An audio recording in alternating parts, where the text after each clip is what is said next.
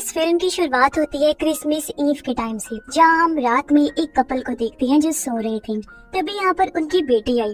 वो अपनी मॉम को जगाकर कहती है कि ऊपर छत से किसी के चलने की आवाजें आ रही हैं। उसकी मॉम बच्ची को उसके रूम में सुनाने ले गई और उसे कहती है कि बेटा कोई जानवर वगैरह होगा। बच्ची ने कहा लेकिन मामा सेंटा भी तो हो सकता है ना, क्योंकि क्रिसमस है। मॉम कहते हैं कि हाँ बिल्कुल हो सकता है। बच्ची बोली तो फिर आप सेंटा के लिए दूध और कुकीज रख दीजिएगा। मॉम ने हाँ बोला और उसे सोने का कहकर वो चली गई। फिर किचन में जाकर दूध और कुकीज भी रख देती है, लेकिन जब वापस जाने लगी तो नोटिस करती है कि दरवाजा तो खुला हुआ है। वो सोचती है कि शायद मेरे हस्बैंड दरवाजा बंद करना भूल गई होंगी जब वो ऑफिस से आए थे। और वो दरवाजा बंद करके इस बात को नजरअंदाज कर देती है। रूम में आकर अपने हस्बैंड को कहती है कि आपकी बेटी ने जी सेंटा के लिए दूध और कुकीज रखवाई है, तो सुबह होने से पहले सेंटा बनकर वो खा लेना। उसका हस्बैंड कहता है कि ठीक है और ये दोनों सो जाते हैं। उधर उनकी बेटी अभी भी जाग रही थी, पर इस बार तो उसे घर के अंदर से किसी के चलने की आवाजें आ रही। वो जब नीचे चेक करने गई तो वहाँ सेंटा को खड़ा हुआ देखती है। उसे देखकर वो फौरन अपने भाई के रूम में आई। कहती है उठो भाई उठो, चलो मेरे साथ,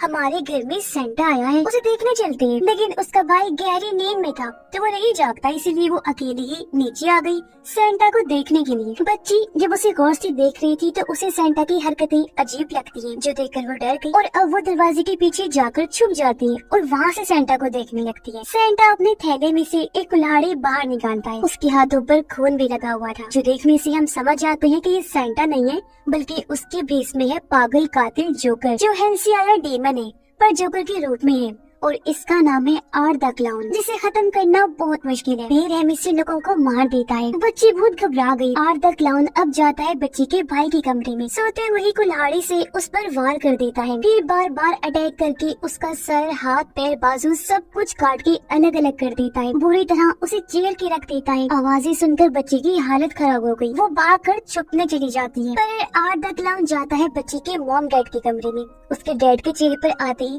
कुल्हाड़ी से वार कर देता है। फिर एक के बाद एक बार बार वार करता रहता है। जो खतरनाक आवाजें सुनकर उसकी वाइफ की नींद खुल गई। उसने अपना हाथ चेक किया तो खून गिरा हुआ था और अब जैसे साथ लेटे अपने हस्बैंड को देखा तो उसकी लाश का इतना बुरा हाल देखकर वो बहुत ज्यादा डर जाती है, पूरी तरह चिल्लाने लगती है। लेकिन आर्ट द क्लाउन का तो हाथ नहीं रुकने का नाम ले रहा था, वो अभी भी उसे मार रहा था। ये देख उसकी वाइफ चिल्लाते हुए वहाँ से भाग गई। अपने बच्चों के रूम में आ जाती है चेक करने और अपने बेटे की कटी पटी लाश को देखकर वो रोने लगती है। फिर वो भागने के लिए नीचे आती है, लेकिन अभी दरवाजे तक पहुंची ही थी कि पीछे से क्लाउन आ जाता है, कुल्हाड़ी फेंक के मारता है, फिर बुरी तरह उसकी भी जान ले लेता है। ये सारा खून खराबा करने के बाद बड़े आराम से बैठकर दूध और कुकीज खाने लगता है। खून से भरी प्लेट्स भी साफ करता है। फिर जैसे उसने अलमारी खोली वहाँ बच्ची छुपी हुई थी। उसे देखकर क्लाउन की हैवानियत फिर से जाग उठी और वो बच्चे को भी मार देता है। इसके बाद कहानी 5 साल पहले शिफ्ट हो जाती है, यानी पास्ट माजी में, जहाँ भी आर्ट ने बिल्कुल ऐसे ही खून खराबा किया था। उस जगह पर एक पुलिस वाला आया जिसे वहाँ आर्ट की सर कटी हुई लाश मिलती है, इसलिए वो कॉल करके अपने पुलिस टीम को बुला लेता है। खुद भी इन्वेस्टिगेशन करने आगे बढ़ता है, पर अचानक आर्ट बिना सर के ही दोबारा जिंदा हो गया और पीछे से पुलिस ऑफिसर को पकड़ लेता है। हालांकि ऑफिसर ने गोलियां चलाई लेकिन उसे कुछ नहीं होता। ऑफिसर को निपटाने के बाद आर्ट एक ट्रेन में घुस गया जहाँ सिर्फ एक औरत ही बैठी हुई थी। आर्ट अब उसे डराने लगता है। उसने ऑफिसर का कटा हुआ सर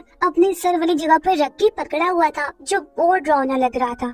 जाहिर है उसे देखकर औरत भी काफी डर जाती है। इसके बाद हम एक मेंटल असाइलम का सीन देखते हैं, यानी पागलों की जेल, जहाँ गार्ड को अचानक एक सेल से नर्स के चिल्लाने की आवाज आती है। वो जब वहाँ चेक करने गया तो बहुत ही भयानक नजारा देखता है। असल में वहाँ की एक पागल मरीज जिसका नाम विकी था, उसने आर्ट के सर को पैदा कर दिया था क्योंकि वो प्रेग्नेंट थी, लेकिन बच्चे की जगह उसने ये पैदा कर दिया। आर्ट का सर भी उसकी ही तरह खतरनाक था, जिसने नर्स को मार दिया था और वो उसकी लाश को खा रहा था। बिल्कुल ऐसा आर्ट ने इस मरीज विकी के साथ भी किया था, यानी उसे काट दिया था, जिसकी वजह से शायद वो आर्ट से इन्फेक्टेड हो गई। उसका चेहरा बहुत बुरी हालत में था और वो अपने जिस्म का हिस्सा खा रही थी, जिससे हम समझ जाते हैं कि वो भी आर्ट की तरह ब्रूटल बन गई है, यानी जालिम, बेरहम, और ये भी आर्ट की तरह किसी को नहीं छोड़ेगी। एक तरह से उसकी साथी बन गई थी क्योंकि उसने दीवार पर दिल बनाकर उसके अंदर विकी प्लस आर्ट लिखा हुआ था।